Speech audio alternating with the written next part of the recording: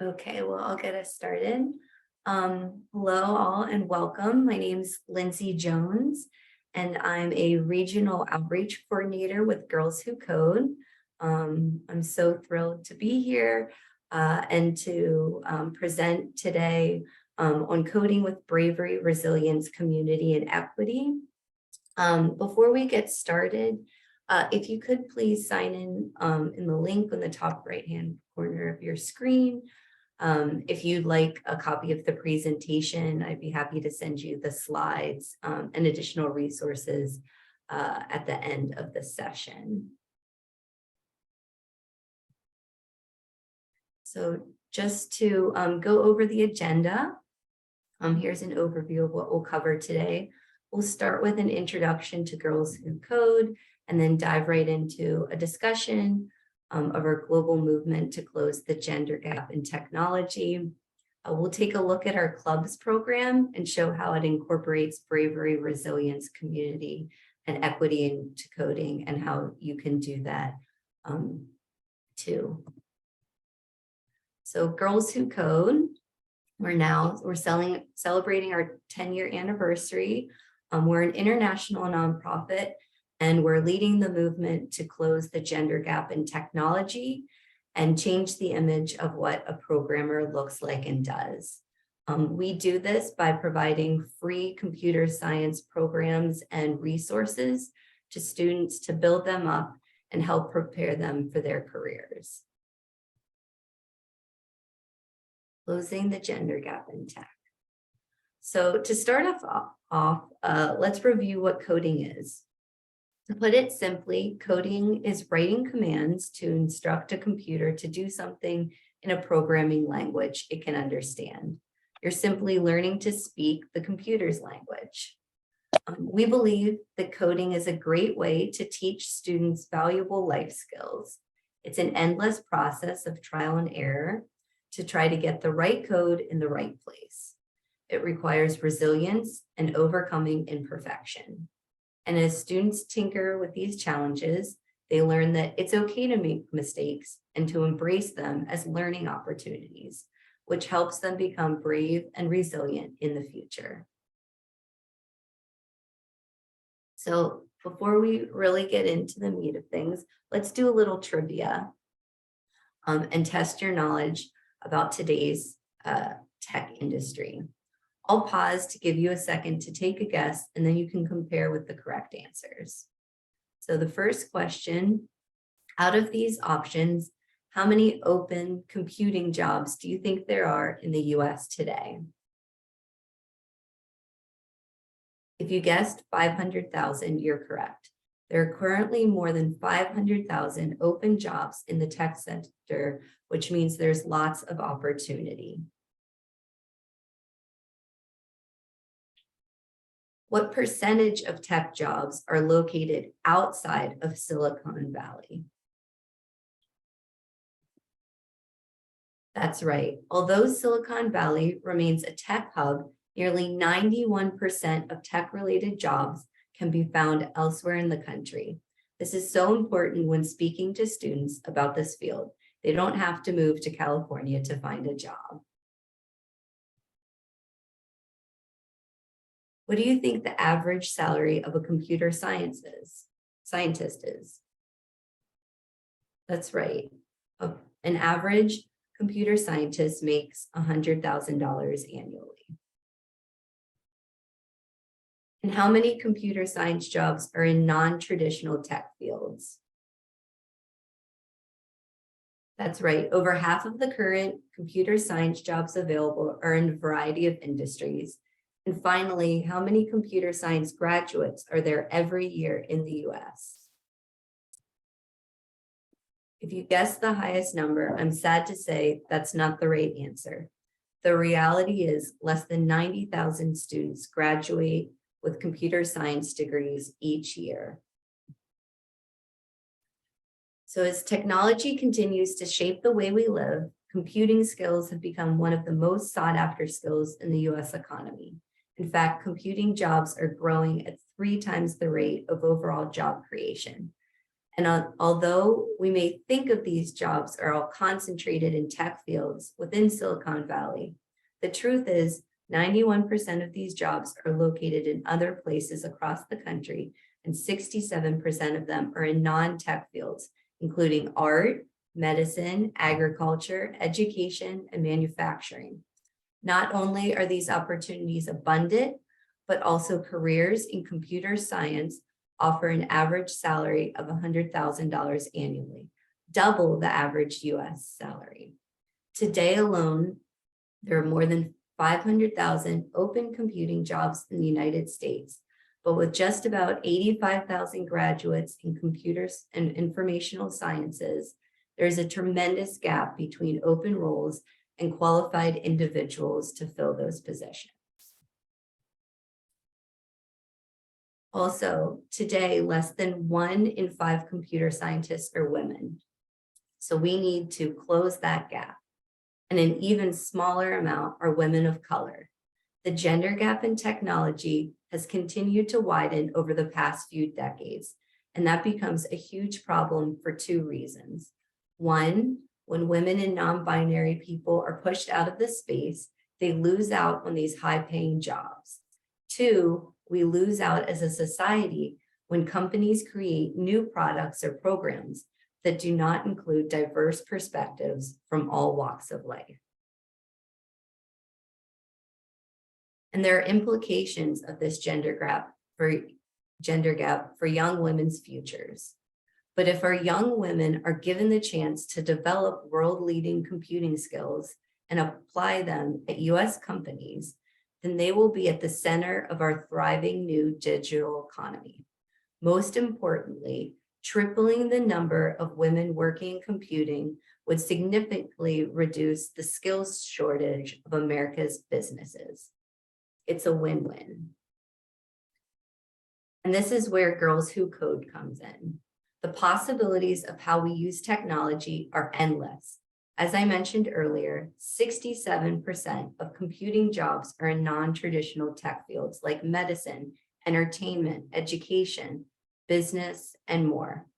At Girls Who Code, we challenge you to use technology to get creative and dream big.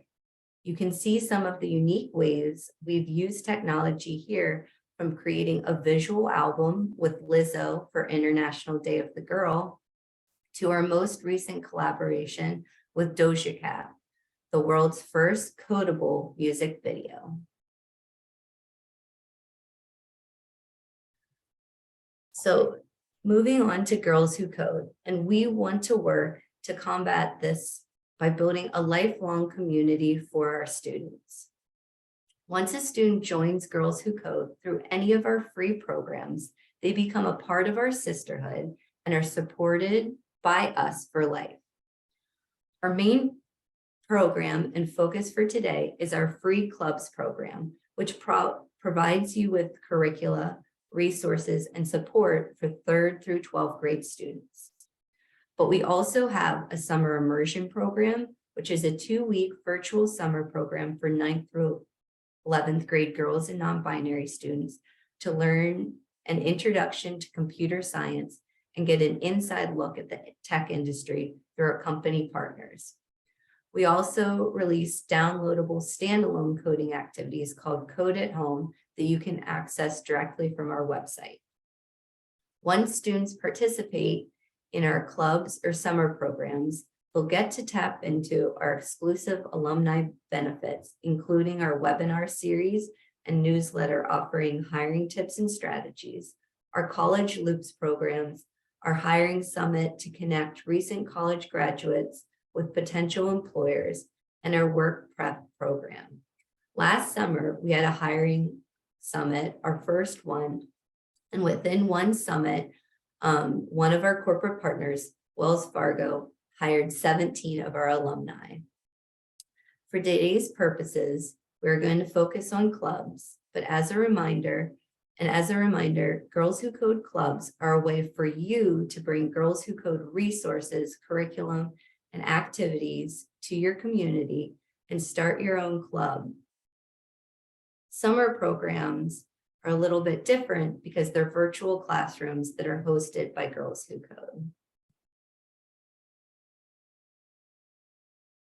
Before we get into the details of how our clubs provide bravery, resilience, equity, and community, let's do a quick overview of what our clubs are and what you need to get started.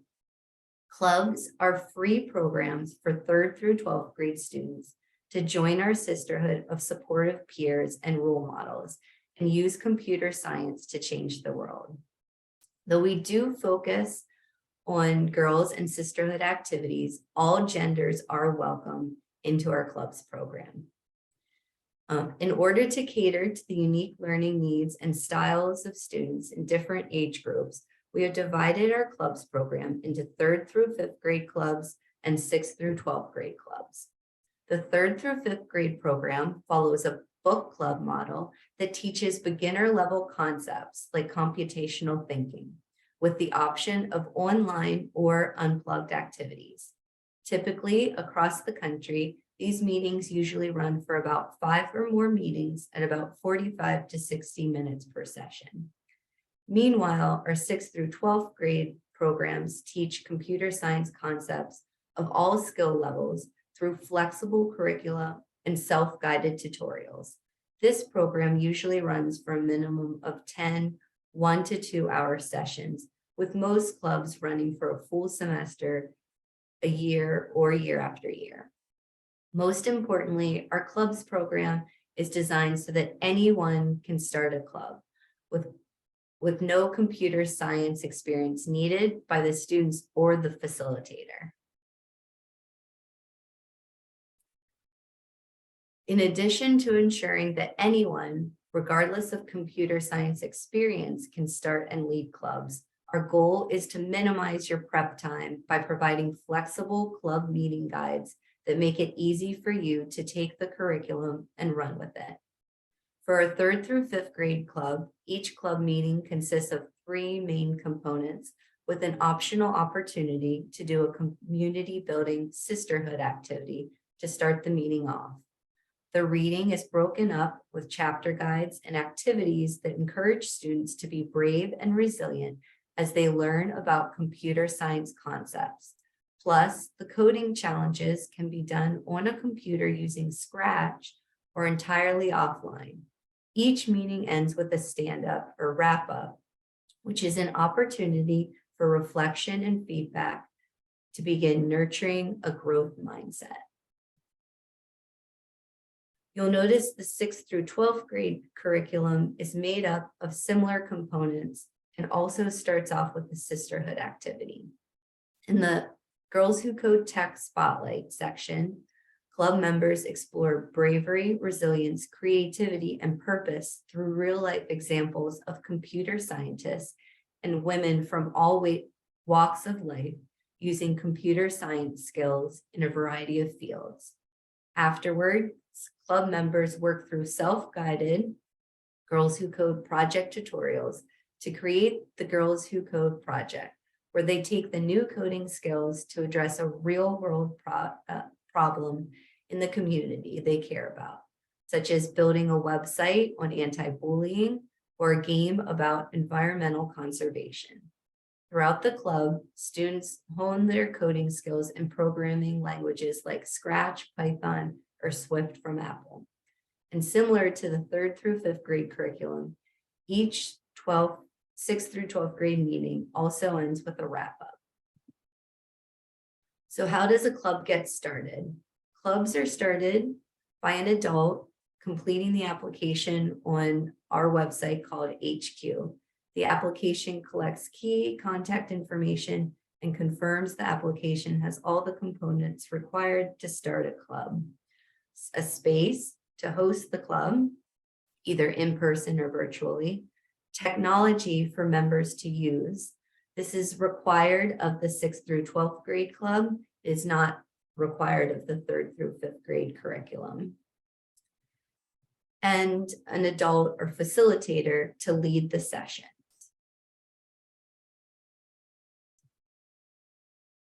Once your club is registered, we'll provide everything else you need.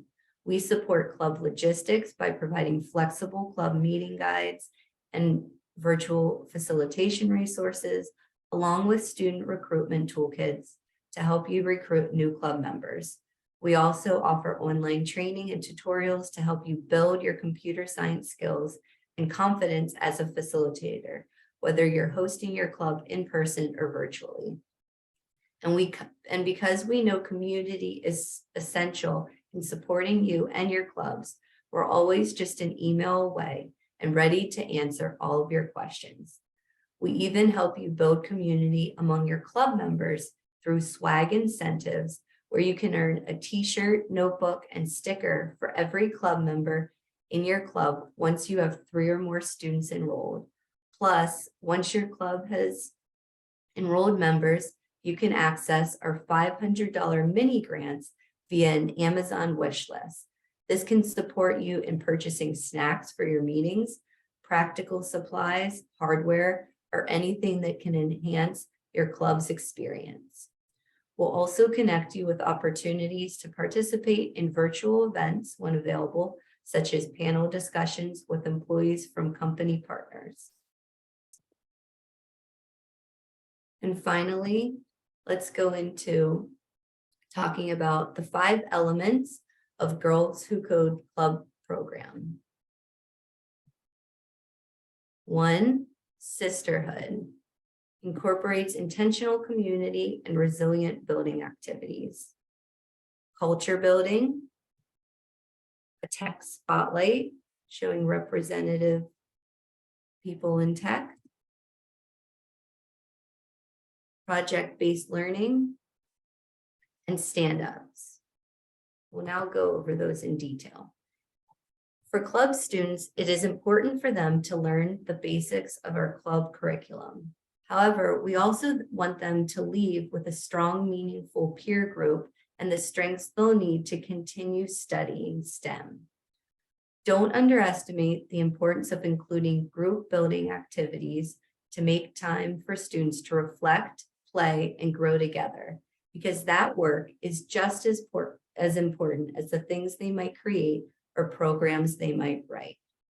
We have developed sisterhood activities to help our students acknowledge their successes and strengths, reflect on their progress, and build a strong and resilient community with one another.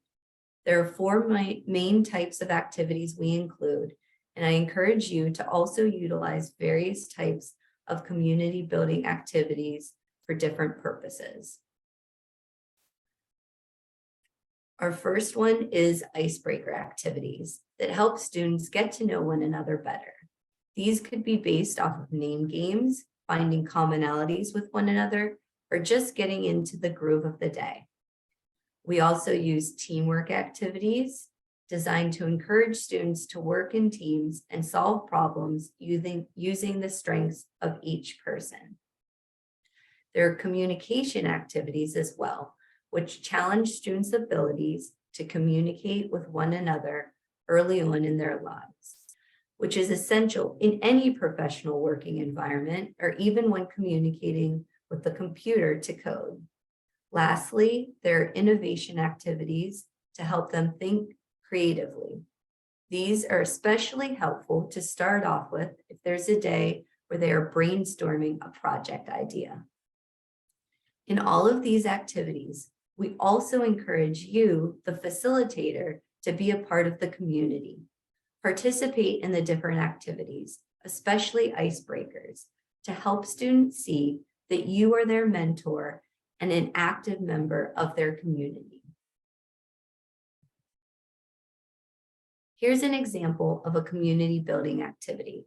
This one is one of my favorites, a sample innovation activity called Pitch a Product. You'll put together an in-person or virtual cup of a bunch of random adjectives and then a bunch of random nouns. Have each team within your club choose one adjective and one noun to create their product name, like glittery coffee or bouncy pants or powerful potato. Each team then has 10 minutes to come up with the imaginary product they'd sell and their pitch. Finally, each team pitches their product to the club and debriefs. Let's say the team got glittery coffee, which is an example we love to use. They might say something like, have you ever wanted to feel the power of a unicorn? Want a drink that's as pretty as a rainbow? I'm sure with 10 minutes or longer, the club's teams could have something much more robust than this, but you get the gist. Our team even did this activity with a group of middle schoolers, and one of the prompts was pointy pillow. Somehow, the group came up with the angle. The pointy pillow was perfect for anyone with back or neck problems in need of acupuncture. Definitely inventive, and you'd be surprised what your students come up with. Next, we cannot create an equity-focused and inclusive environment without recognizing the need for relatable and inclusive representation in our curriculum and who we choose to represent. At Girls Who Code, we believe you cannot be what you cannot see. That is why it is so important to include representation of inspiring and diverse role models that reflect the experiences of your students. Include role models of all facets of identity, especially for underrepresented groups. These may include diversity in discipline or field, ethnicity, gender, race, social class, religion, ability, age, sexual orientation, and more. When choosing which role models to highlight, try to be mindful of including individuals across all of these lines of differences. This helps your students see themselves reflected and encourages them to learn about other identities in a supportive and respectful way. It is also important to deepen your discussion of these role models based on the life skills you hope to instill in your students.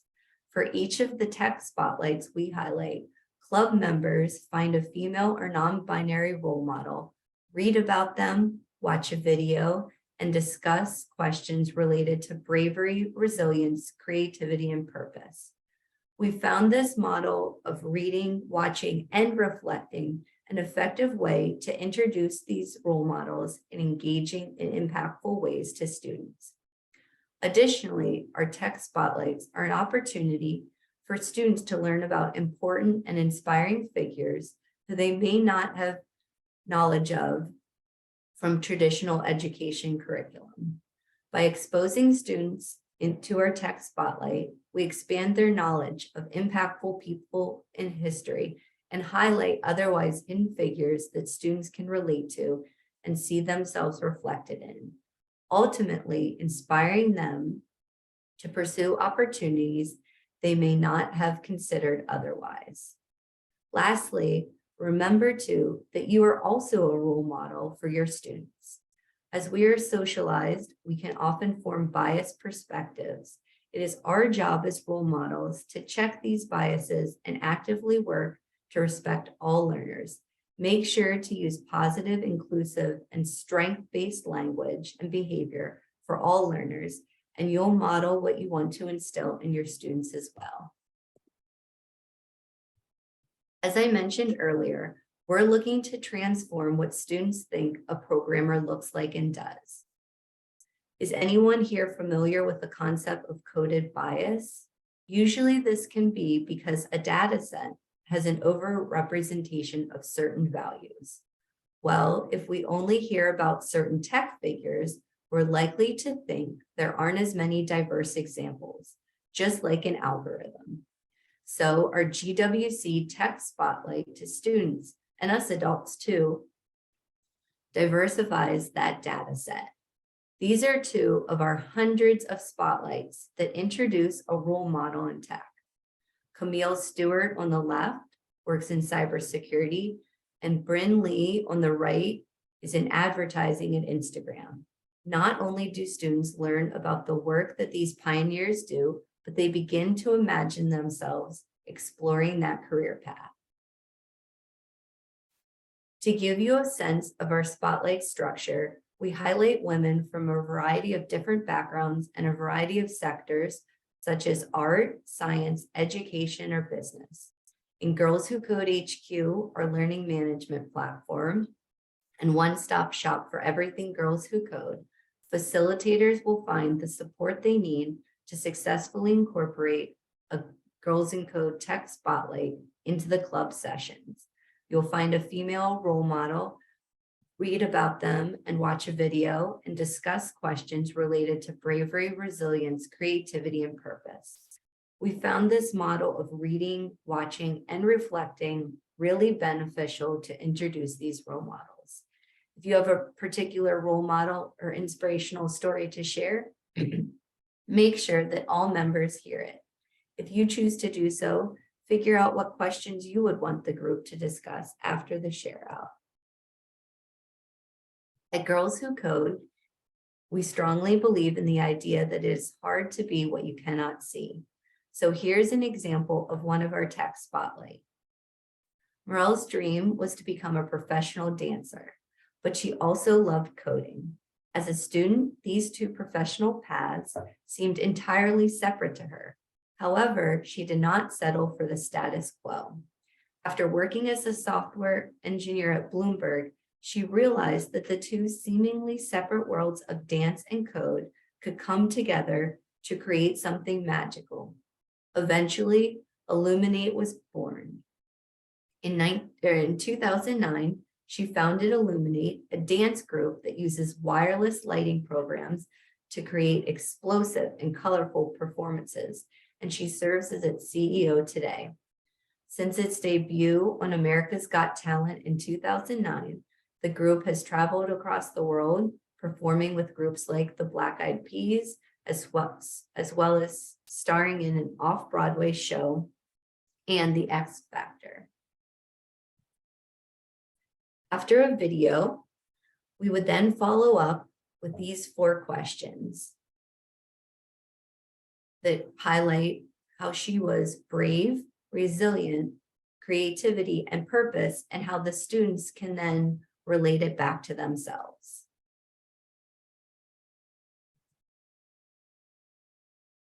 This leads us to our next component that is unique to our 6th through 12th grade clubs.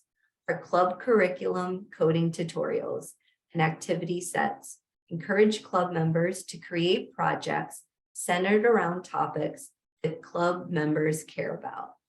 By asking students to use the coding skills they learn in clubs to address a topic they select and are passionate about, the Girls Who Code project is the primary way our 6th through 12th grade club students experience real-world hands-on learning where they see that they can make a difference with code.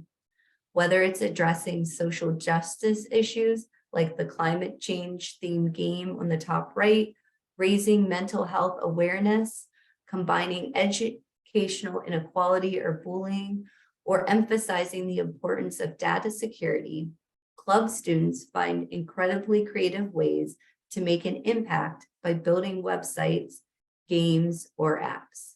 The sky's the limit with what they can create. Here's an example of what one student created. Karina, a Girls Who Code alumni. During the pandemic, Karina founded an organization to make PPE through a coalition of 3D printed owners from around the world. They were able to create and donate over 82,000 units of PPE to medical staff in the United States. She says, the idea of being able to make something, create something all by myself was something I held on to throughout childhood and is what I love today as a woman in STEM. Every day, I feel like I get so much more enjoyment out of life knowing I have the power to build anything, solve any problem, and literally change the world.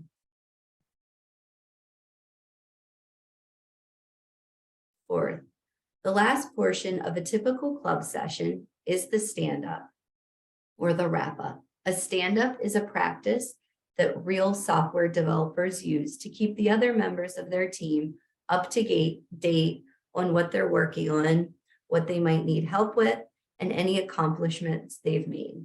Stand-ups lets club members keep each other updated on progress, roadblocks, and accomplishments.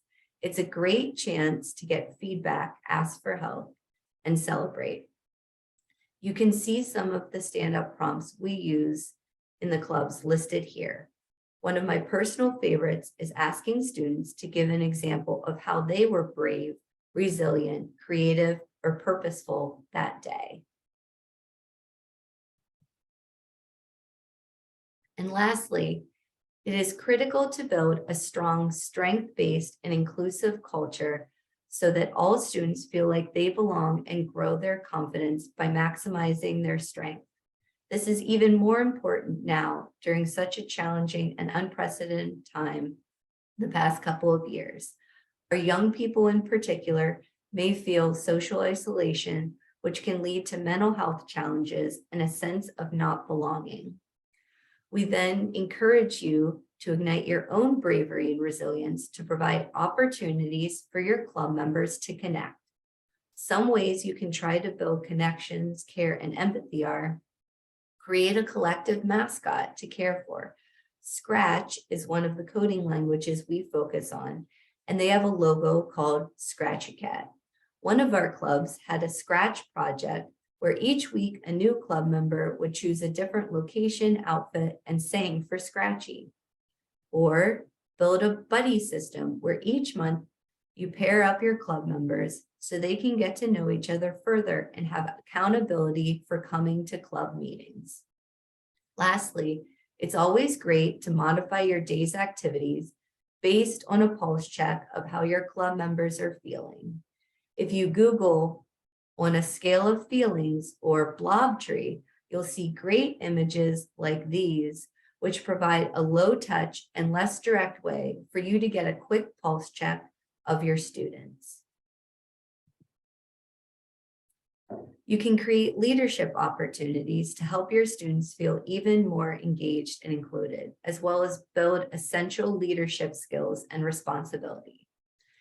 At Girls Who Code, our clubs outline the 5 optional roles you see here: the technology officer, who assists the facilitator with routine maintenance of computers, tablets, phones, and other devices; the coding coach, who supports the facilitator with implementation of coding activities provided in the curriculum and offers assistance to beginner level club members; the social media chair, who helps the facilitator with regular documentation of the club's activities, including taking photos and maintaining a blog, vlog, or other digital hub to showcase club activities; the project lead, who assists the facilitator with timely completion of cumulative projects during the club cycle to support meeting deadlines, submitting the projects to the project gallery and other clubs' goals; and finally, supplies monitor, who helps the facilitator with keeping track of club's practical needs like working devices, school supplies, and snacks. Find what would work well for your students and make space for them to grow as young leaders. We also recommend you switch roles throughout the year to give all students opportunities to grow their leadership skills in a variety of areas and ensure visibility and representation of all students. We've discussed a number of ways to address diversity, equity, and inclusion, and more specifically, how Girls Who Code's Free Clubs program provides an all-inclusive and readily accessible framework that you can access to take these strategies back to your students in your community. Before we move towards next steps in the conclusion of our time together, I want to highlight one additional strategy that is often taken for granted, and that is celebration. Our founder, Reshma, has always believed in teaching students to be brave, not perfect. This resilience is key to persisting in tech fields in the future. Therefore, it's important to celebrate successes throughout the year and during each club meeting through stand-ups and reflection activities. And don't forget to also celebrate failures. Often, girls especially are socialized to be perfect and to stray away from failures. However, you can help your students build resilience by celebrating mistakes as learning opportunities. Our founder even started Failure Friday on her Instagram as a way to celebrate one way she failed that week and share what she learned. Encourage your students to celebrate the successes and the failures to begin building that growth mindset.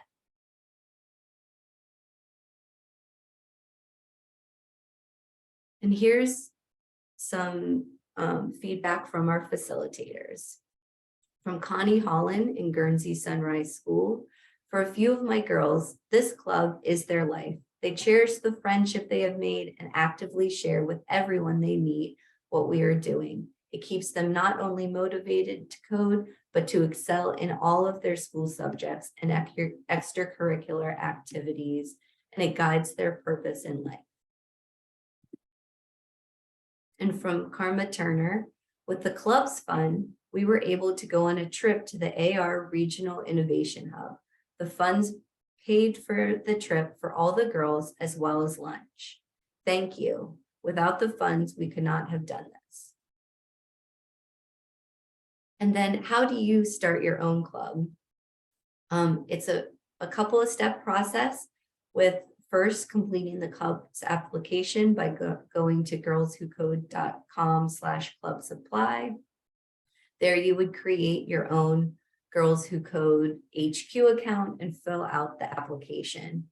Once you do that, you can familiar yourself with the Girls Who Code HQ in the facilitator toolkit, launch your club, watch the Launch Your Club webinar, check out our Plan Your Club checklist, and decide logistics for when, where, and how you'll meet. We have student recruitment toolkit, and then during your first meeting, you can set up your students' accounts on HQ. You'll also have a contact at Girls Who Code that you can contact at any time with any questions. There's just the application one more time. Do you have any questions for me and what a Girls Who Code club means or what you would need to start one? Or any questions about the different sections when it comes to our tech spotlights or our sisterhood activities? If you do, I think you can feel free to unmute yourself and ask the question. You can also contact me at lindsay.jones@girlswhocode.com. And if you'd like a copy of the presentation and other resources, you can feel free to register on the QR code or at the bit.ly link. Thank you.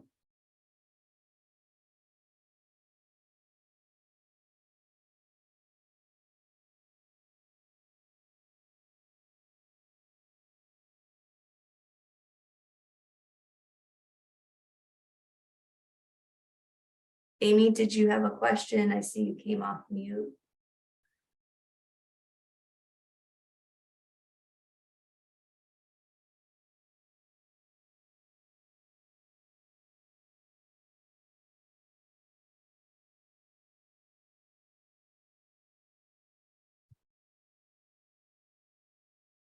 I also just put the registration link in the chat if you'd like to register.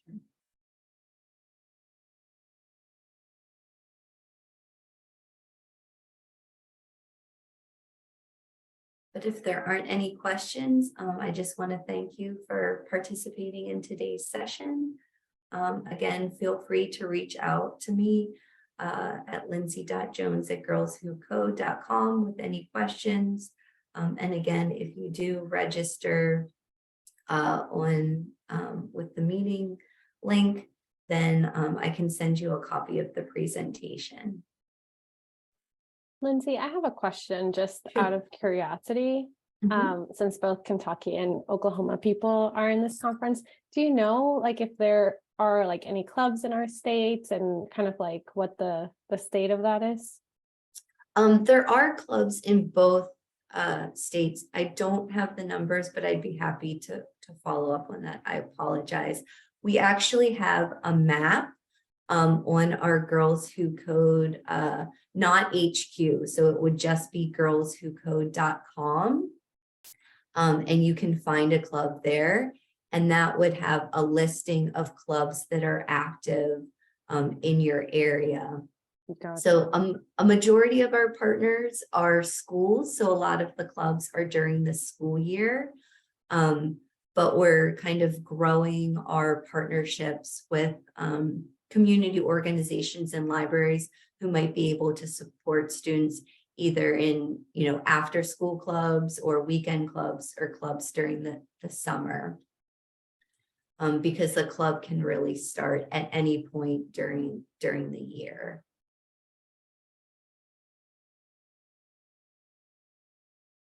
And is the curriculum supposed to be like to last the entire school year, or like can you do like if people are available only like 2 months or 3 months, like can that be adapted?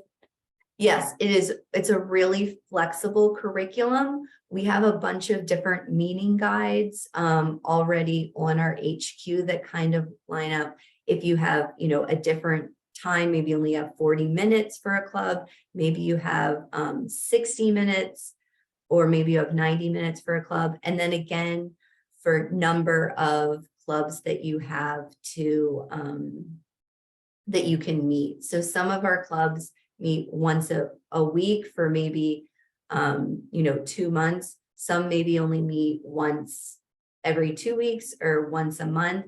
It's really flexible, and you can kind of view meeting guides within the HQ to see what would work best for your organization. And if you have additional questions, that's why we always have points of contact at Girls Who Code. So if you can, get with them and say, I have 3 months and I can meet 6 times within this 3-month period. Do you have a suggestion of what a good club, what a good club meeting guide would be for me to follow? There's also some clubs that just add our curriculum into a larger maybe STEM club that they have throughout the year, or for, a couple of weeks during the summer. And they just pull out part of our curriculum. Maybe they're focusing on one coding language or one as an introduction, that they could do some activities with that. And then, maybe they utilize another part of the curriculum, like the tech spotlight or the icebreaker activities. We don't have any stipulations on how much of our curriculum you have to use, or, you have to complete ABC to be able to unlock some of those additional benefits. Our stipulation is, starting that club and then having at least 3 students join it, which then unlocks those 2 additional things. One is that swag component, where your students would get t-shirts, notebooks, and stickers, but then also on top of that would unlock that $500 Amazon wish list that Girls Who Code would be able to fulfill. So we have some clubs recently that are maybe part of a larger STEM club and just use our coding curriculum as part of that club, and then have actually utilized the Amazon wish list to bring in maybe some robotics items, or potentially some other coding or other STEM activities that their students are interested in. Gotcha. Thank you for that. Well, if there aren't any other questions, we have scheduled a 15-minute break in between this session and the next one. So feel free to take a bio break, go move around, kind of rest your eyes. And then the next sessions will start at 11:30 Central Time and 12:30 Eastern Time. So thank you so much, Lindsay, for sharing all the wonderful resources. Appreciate you. Thanks. Have a great day, everyone. Thanks, you too.